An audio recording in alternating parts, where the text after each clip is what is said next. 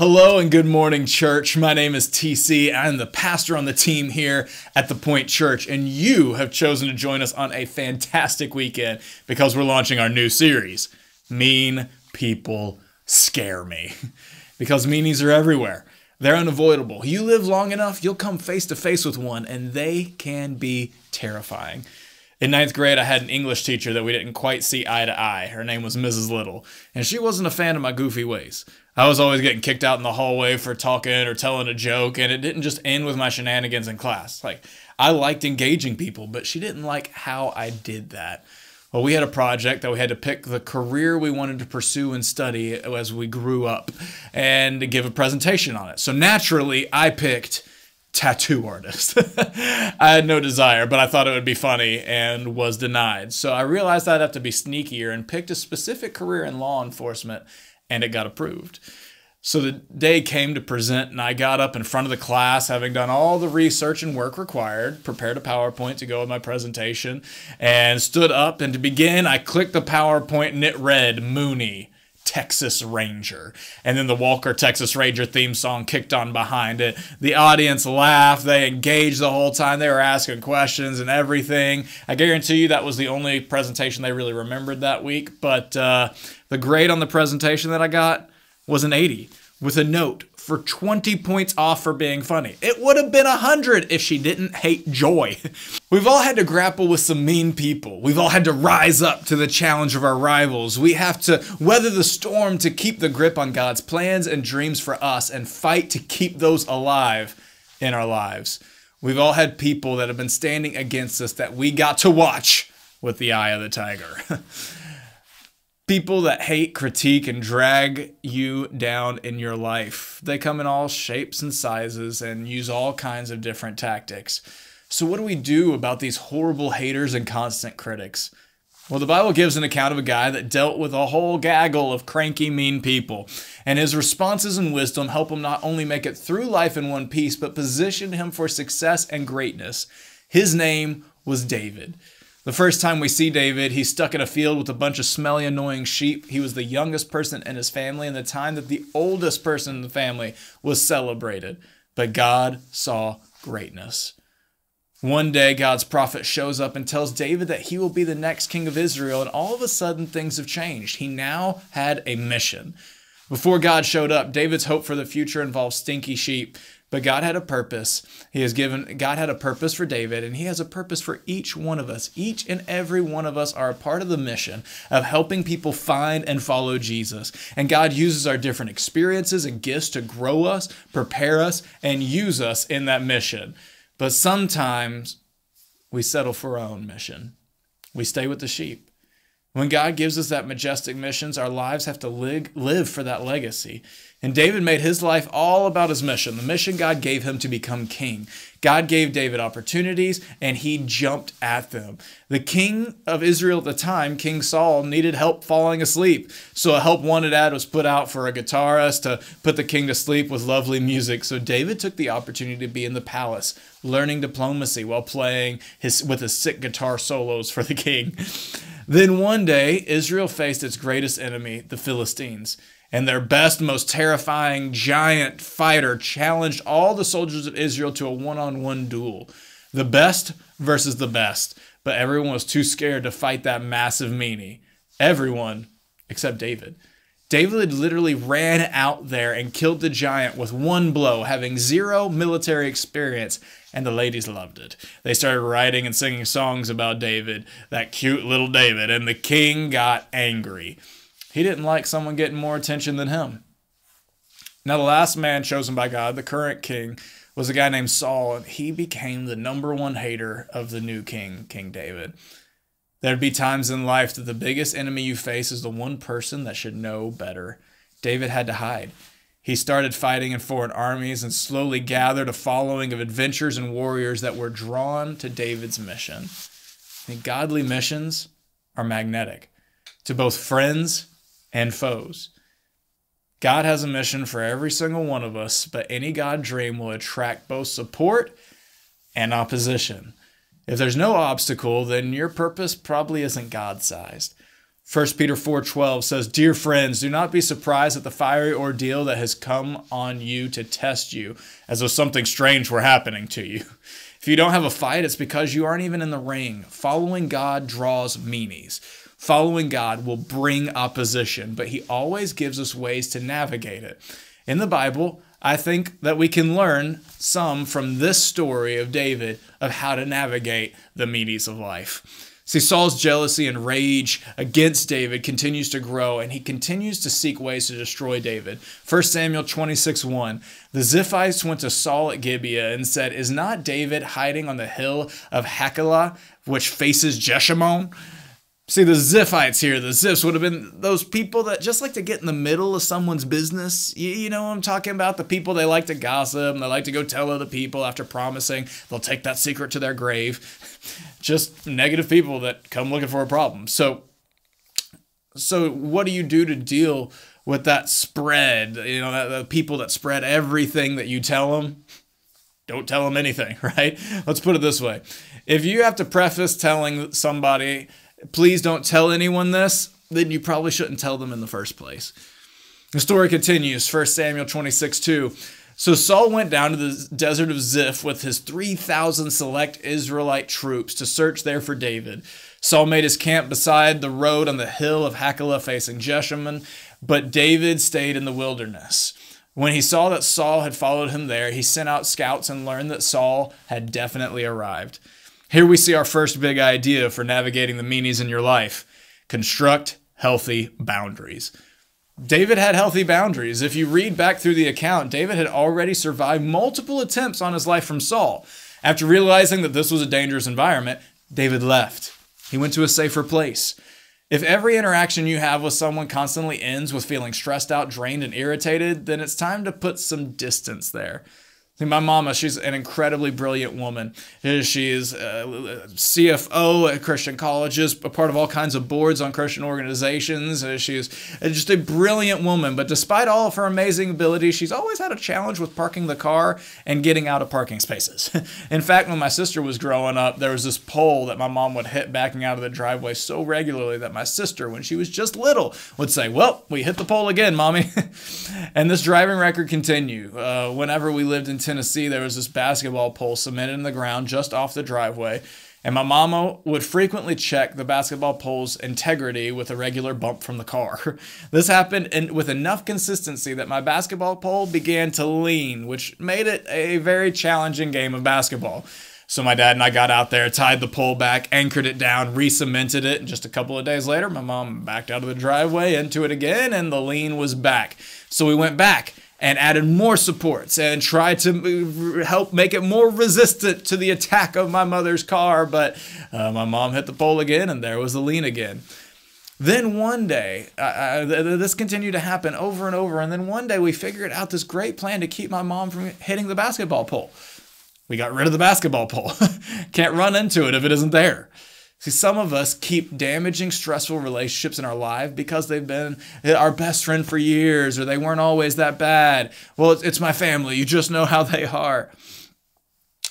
But as long as you leave the basketball pole there, you'll keep running into it. You need to set healthy boundaries. Put the proper distance between you and that toxic relationship. You have to call them up and say, "Hey, I'm not spending time with anymore because you're toxic." But as you engage less and less, they might ask. And you'll have to share that you're making choices to do what is healthy for you. And that means you're adjusting some of the ways you spend your time. If they get angry, it's proof that they aren't very good for you. I mean, who would get mad at somebody trying to be healthy?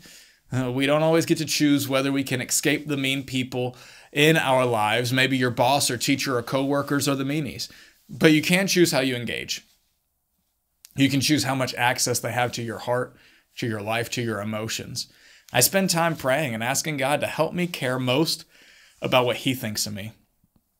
Secondly, what my family and closest confidants think, and then my friends and supporters. And God, help me not to concern myself with what the meanies have to say, because they will always be disappointed. Proverbs 4:23 says, "Above all else, guard your heart, for everything you do flows from it." When you can keep your distance, create space. When you can't, prepare yourself for what could happen, so your emotions and heart aren't surprised and you can minimize the effect of the stress.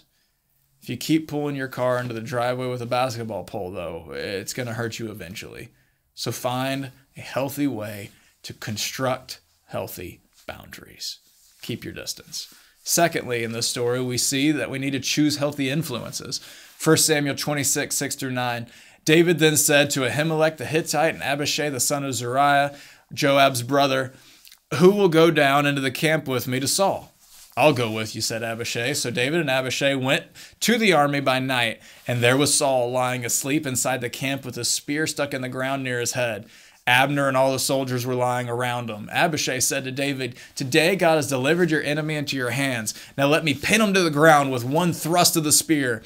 I won't strike him twice." But David said to Abishai, "Don't destroy him. Who can lay a hand on the Lord's anointed and be guiltless?" See, David had this plan to sneak into Saul's camp while the army was sleeping.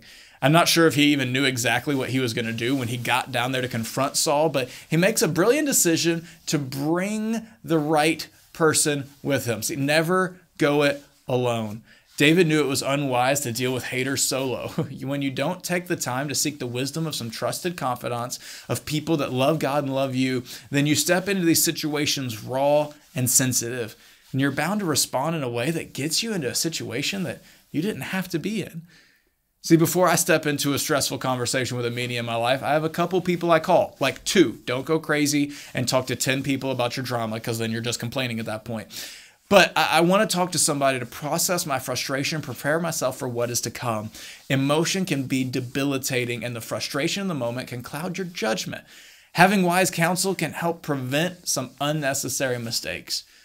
But having those wise people to talk to means filling your life with the right kind of people, giving the right amount of your time in your life to the right people that energize you and prepare you for the thrill of the fight.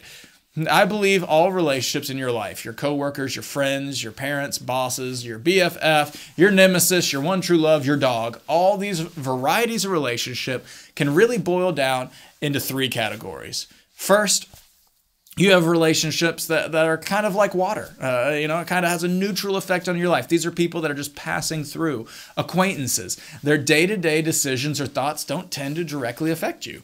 It's that coworker you see on the way into work and you say hi. It's that person that you sat next to in class like 3 years ago and you still give, the head nod thing, but don't really hang out with anymore. It's the pizza delivery guy. They're all in your life, but kind of have a neutral impact, similar to water. Now, the next beverage that represents a group is probably coffee.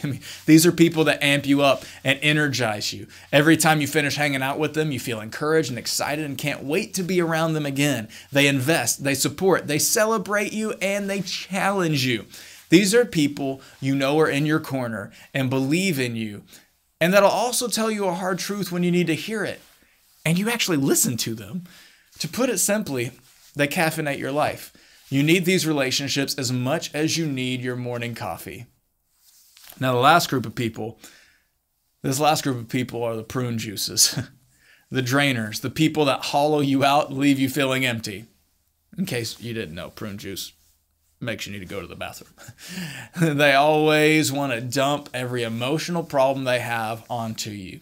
They always want to know why you didn't call and why you didn't invite them to something. They're always nitpicking and judging and critiquing. These are the meanies that leave you feeling down, tired, and stressed after spending time. So let's take a moment. Think about the people you spend your time with. Does your intake lean more towards prune juice? Are you starting to see why you might be a little more drained? Seeking out caffeinators, it takes intentionality. Start paying attention at church and at work and initiate conversations.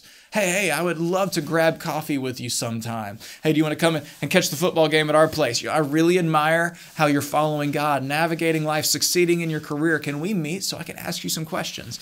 All of these are great ways to break the ice and begin a relationship with a caffeinator. Be intentional and pour a little more coffee in your life. And also, it might be a good time to stop allowing all that prune juice, right? Don't set up that play date because all they do is complain the whole time while the kids play. Don't go out with the boys if you know how it always ends. Set the right boundaries to maximize the relationships that energize you. The last thing I want to take a look in this story is how David created a healthy legacy. 1 Samuel 26:12. So David took the spear and water jug near Saul's head, and they left. No one saw or knew about it, nor did anyone wake up. They were all sleeping because the Lord had put them into a deep sleep. Then David crossed over to the other side and stood on top of the hill some distance away. There was a wide space between them, and he called out to the army and to Abner, son of Ner, "Aren't you going to answer me, Abner?" Abner replied, Who are you who calls to the king? David said, "You're a man, aren't you? And who is like you in Israel? Why didn't you guard your lord the king? Someone came to destroy the lord the king.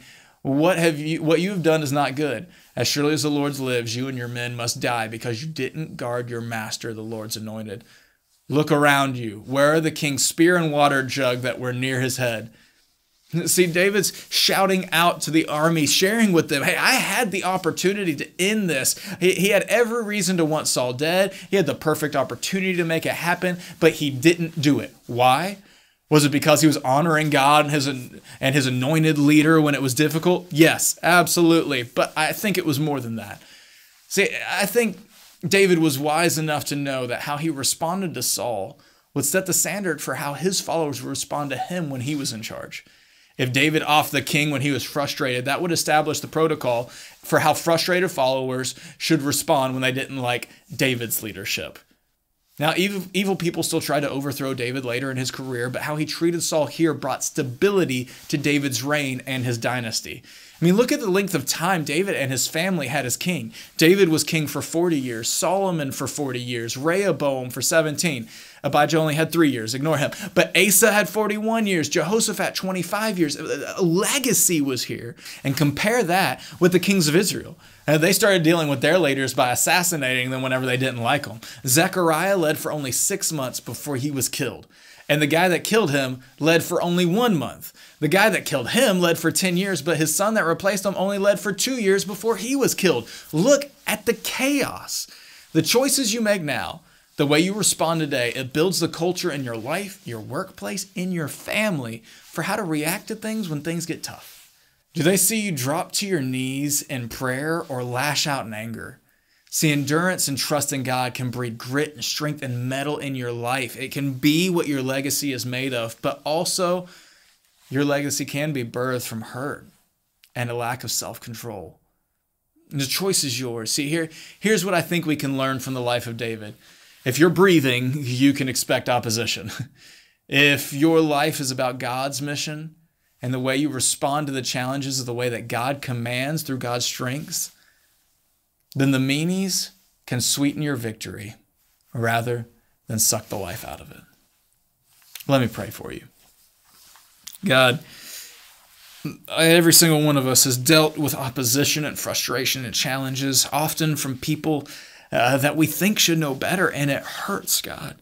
But God, you allow friction, you allow resistance in order to strengthen us and prepare us for the challenges we one day will face. And God, as I look back on my life, the opposition and resistance I faced years ago seems nothing compared to the challenges that I can tackle today. It's because you care enough about us to expand our capacity to use us for more and more. So God, I pray that we see the opposition in our life today as an opportunity to learn to trust you, to grow our grit, to prepare and strengthen ourselves for what you are going to use us for in the future. God, today's opportunities and obstacles are just chances to become prepared for what you want to do with us tomorrow. So God, I pray for everyone out there that is hurting because of others today, that they will trust and stay focused on your mission rather than their opposition. It's in your name we pray. Amen. Hey there! Thank you so much for watching and checking us out. Hey, I want you to know we go live every Sunday, 9, 10:15, and 11:30. So I would love for you to like and subscribe to make sure that we can stay connected together all the time. I'll see you next time. Bye!